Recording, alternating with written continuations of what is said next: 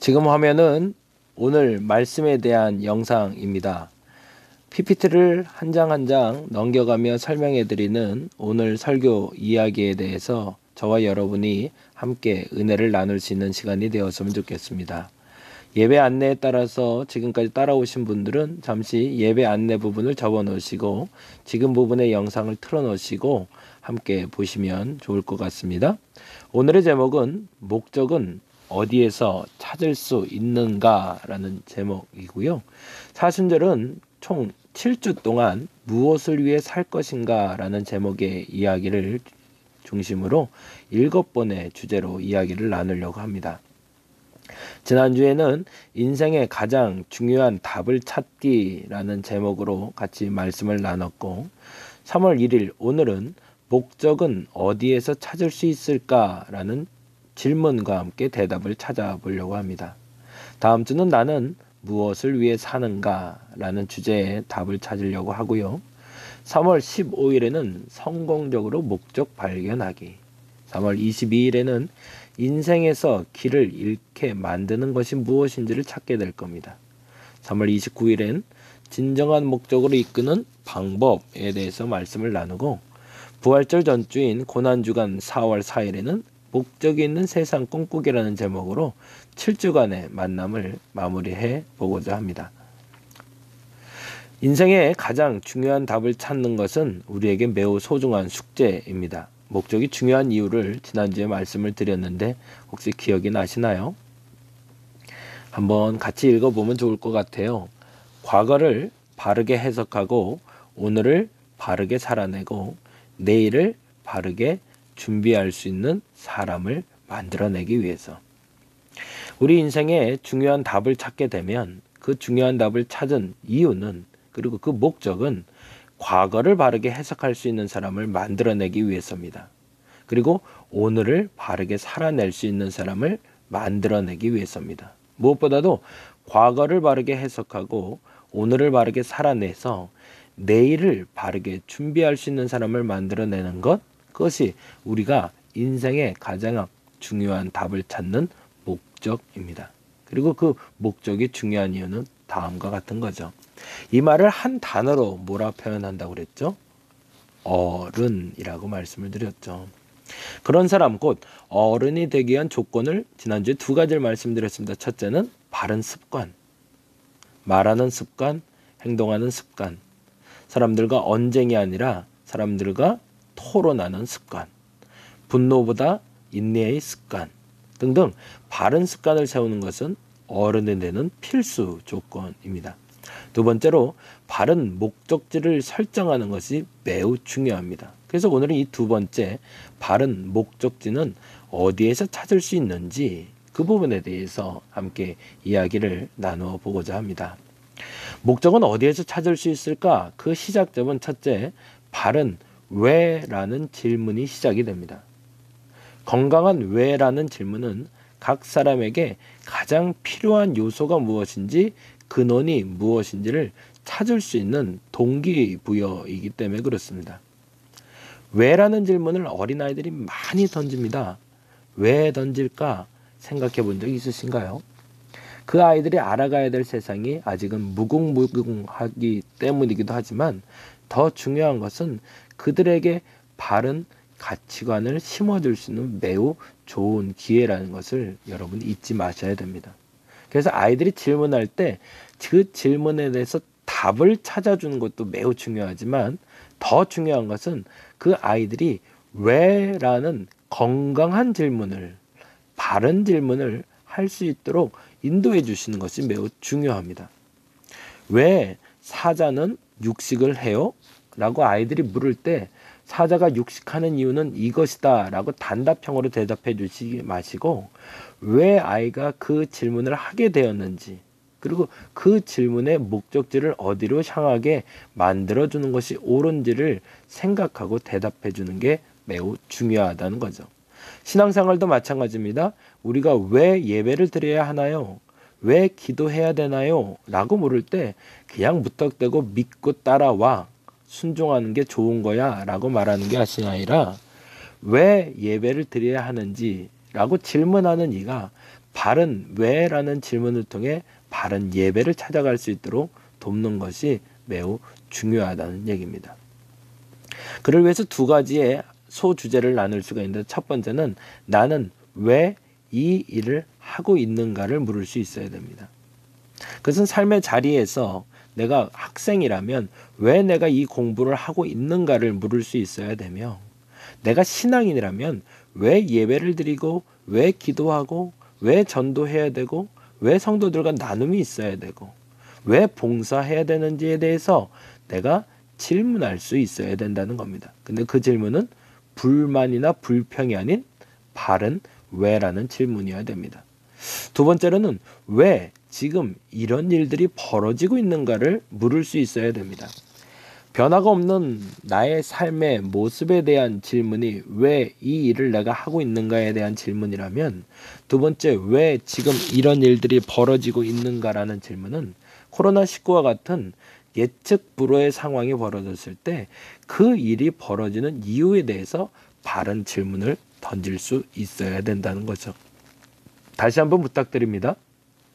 바른 목적지를 찾기 위해서는 두 가지의 건강한 질문이 필요합니다. 첫째는 나는 왜 이 일을 하고 있는가? 여러분은 왜 직장에 다니시나요? 여러분 왜 밥 먹나요? 왜 결혼하고 싶으신가요? 두 번째, 왜 지금 이런 일들이 벌어지고 있는가? 왜 나는 어려울까? 왜 코로나19가 시작된 걸까? 이 두 가지 질문에 바른 대답을 찾기 위해서 움직이기 시작할 때 우리는 건강하고 바른 목적지에 도달할 수 있게 될 겁니다.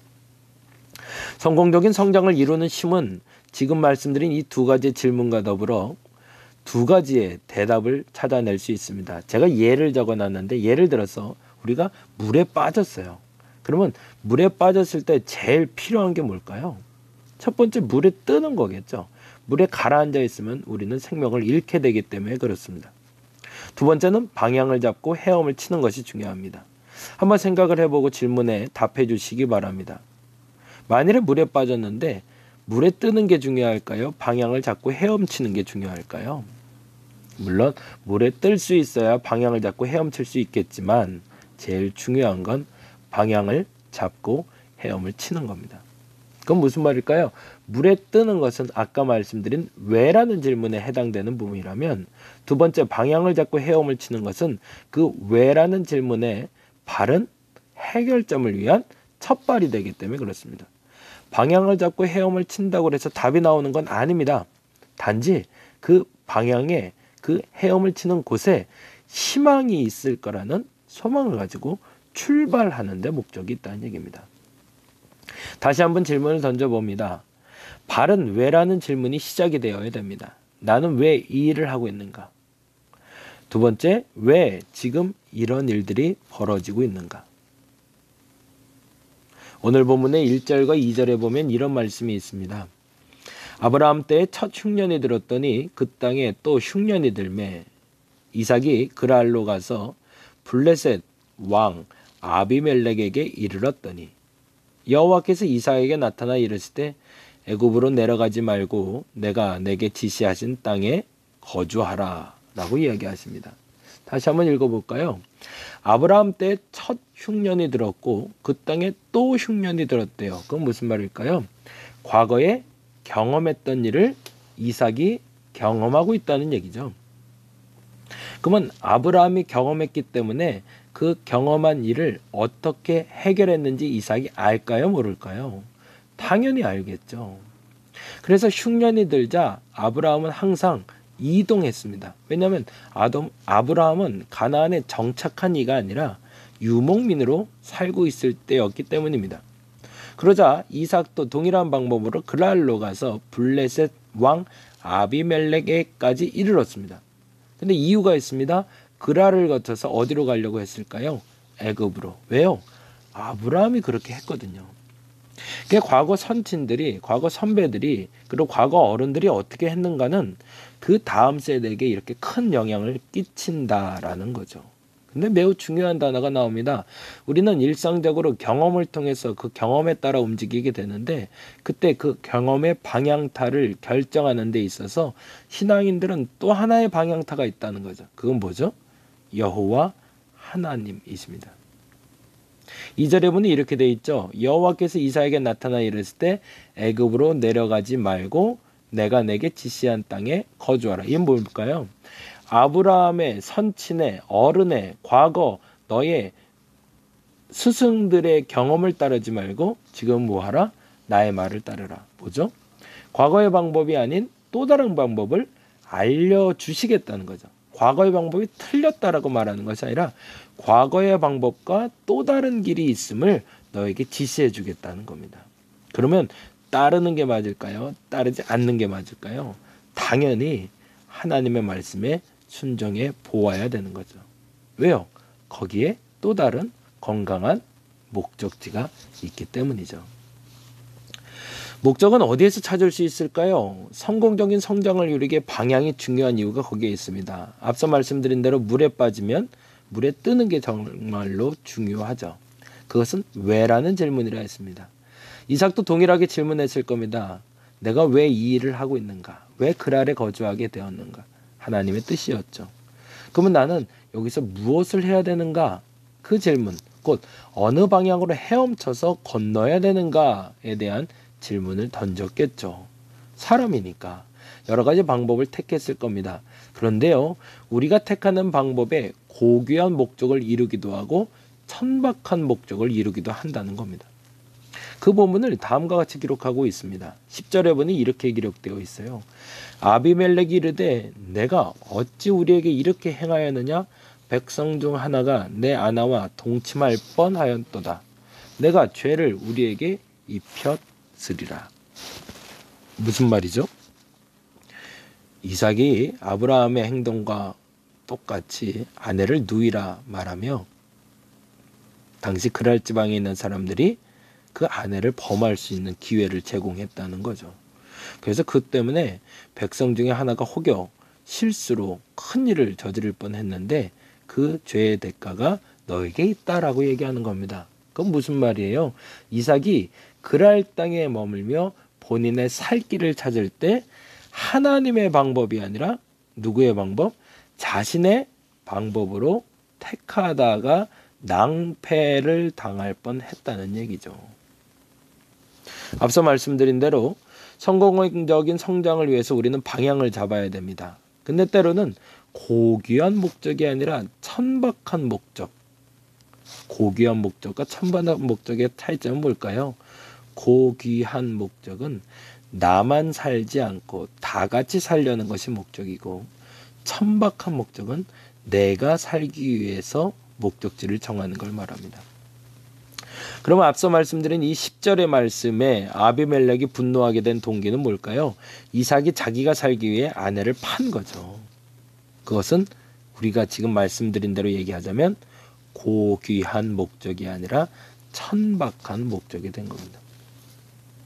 다시 한번 얘기 드립니다. 성공적인 성장을 이루기에 방향이 중요한 이유가 있습니다. 앞서 말씀드린 대로 도덕적으로 불편함과 무례함을 동반한 결과를 낸 것이 지금 아비멜렉 앞에서의 실수였다면 친사회적이고 긍정적인 것을 나타낼 수 있는 것이 고귀한 목적이 되겠죠. 자, 다시 한번 봅니다. 코로나19라는 말할 수 없는 지금 흉흉한 상황이 벌어지고 있습니다. 이때 우리는 무엇을 해야 될까요? 친사회적이고 긍정적인 역할은 무엇일까요? 교회가 할 수 있는. 도덕적이고 불편하고 무리한 행동은 무엇일까요?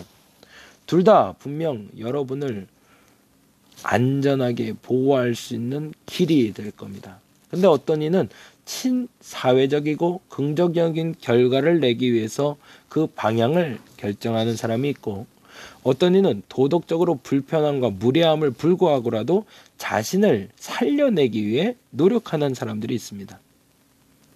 여러분은 어느 편이신가요?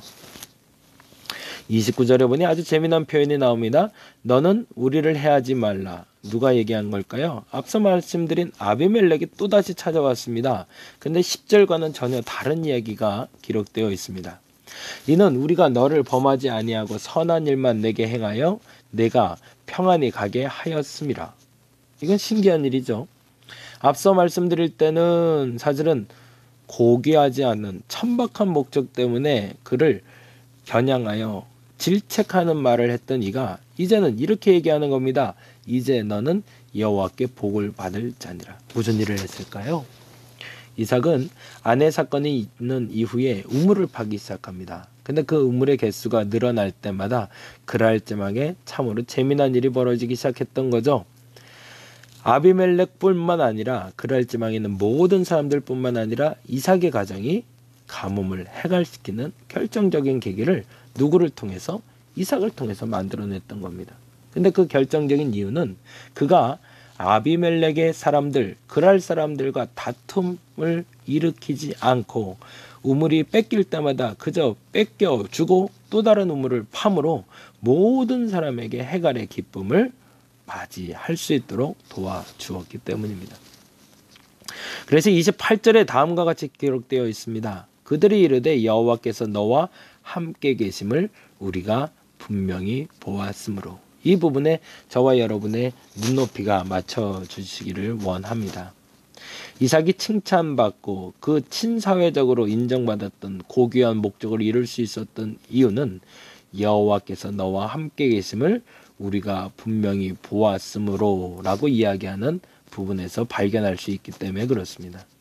우리의 사이 곧 우리와 너 사이에 맹세하여 너와 계약을 맺으리라 라고 말한 그랄 지방의 사람들처럼 저와 여러분의 목적지가 찾아졌을 때 이런 결론의 이야기를 들을 수 있기를 간절히 소망해 봅니다. 목적지는 그러면 어디서 찾을 수 있을까요? 우리 같이 읽어보면 좋겠습니다. 첫 번째 뭐라고 그랬죠? 발은 왜라는 질문과 방향이 존재하는 것. 그 방향은 어떤 것일까요? 바른 방향이겠죠.